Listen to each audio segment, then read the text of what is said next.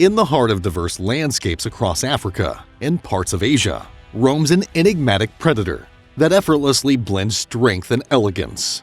The leopard, scientifically known as Panthera pardus. This elusive and captivating big cat, a distant cousin to the iconic lions and tigers, boasts a spotted coat that's not just a camouflage masterpiece, but a tapestry of nature's artistry. Picture this: a sleek, muscular marvel moving with purpose through grasslands, conquering savannas, and silently navigating dense rainforests. The leopard's adaptability is nothing short of astounding, making homes in the most rugged mountain terrains and showcasing a wild versatility that leaves us in awe. Now, let's talk about the hunt, a masterclass in patience, stealth, and explosive bursts of speed. Equipped with keen senses, these nocturnal creatures embark on a quest for sustenance. From small mammals and birds to the grandeur of impalas and gazelles, the leopard is an opportunistic carnivore, demonstrating a diverse palate that reflects its resourcefulness. But what steals the show is the leopard's coat, a mesmerizing display of rosettes, dark circular spots meticulously arranged like a living work of art. This coat isn't just a fashion statement, it's a survival strategy, offering impeccable camouflage and doubling as a fingerprint of the wild, distinguishing one leopard from another. Imagine witnessing the sheer power of a leopard in motion, reaching speeds that would leave a cheetah second-guessing.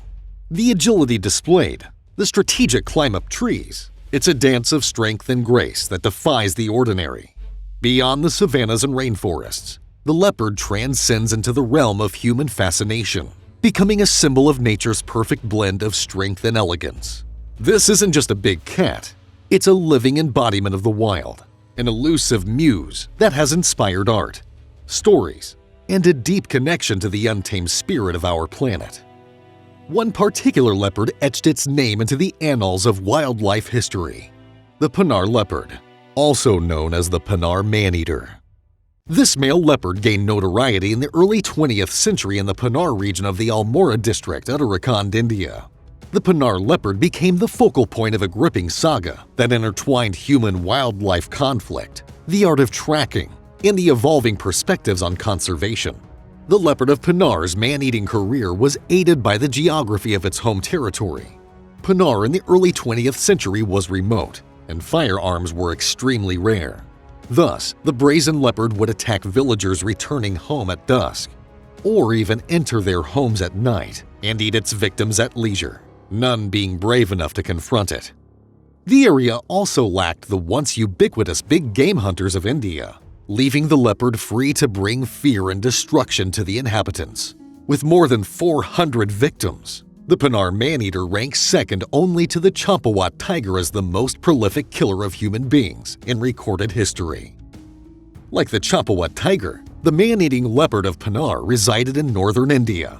Also like the Champawat tiger, as well as several other prolific man-eaters, such as the leopard of Rudraprayag, the Panar maneater was ultimately shot and killed by the renowned hunter, Corbett.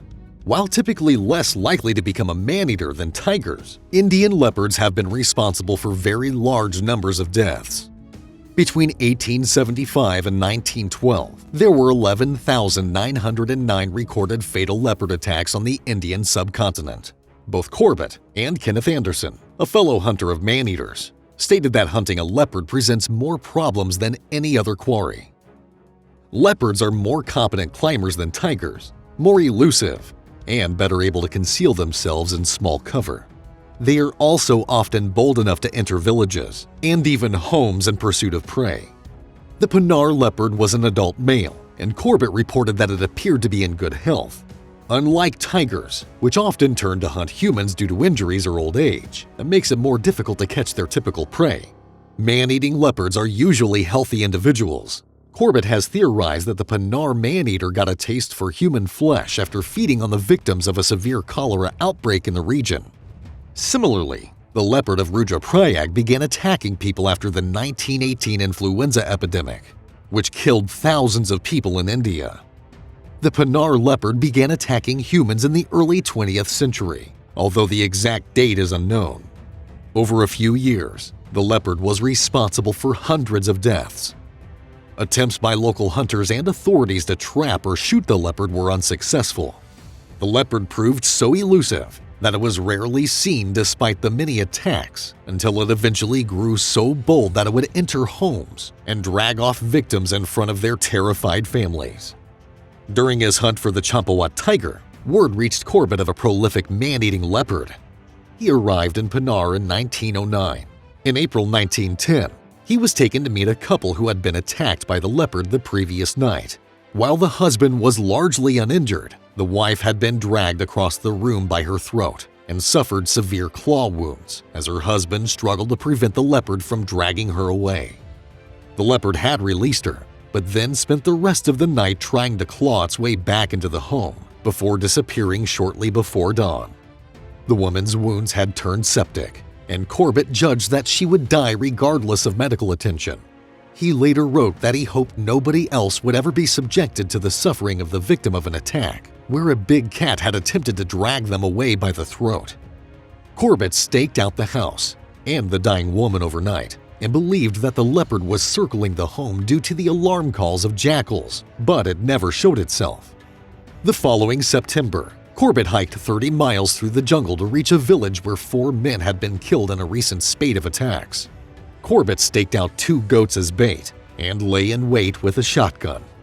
The leopard was able to snatch the first goat unnoticed, and 3 days later returned during a period of pitch blackness for the other. Unable to see, Corbett fired off a shot at the sounds of the leopard attacking the goat and appeared to wound it. Corbett then set up a beating line of men with torches and walked with them in the brush in the direction the leopard had fled in.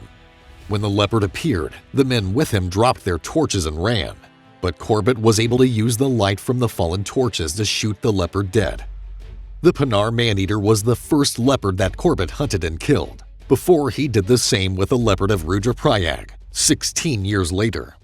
While the Panar maneater was responsible for many more deaths than the leopard of Rudraprayag, the latter hunt received more coverage in both Indian and British press, and is by far the better known of Corbett's 2 leopard hunts.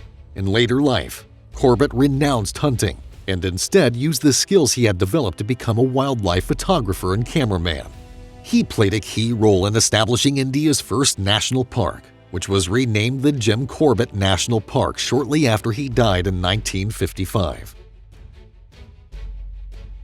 That's all for today. If you enjoyed this video, don't forget to like, subscribe, and share it with your friends. You can also leave a comment with what you would like to see in the following videos. Thanks for watching. See you next time.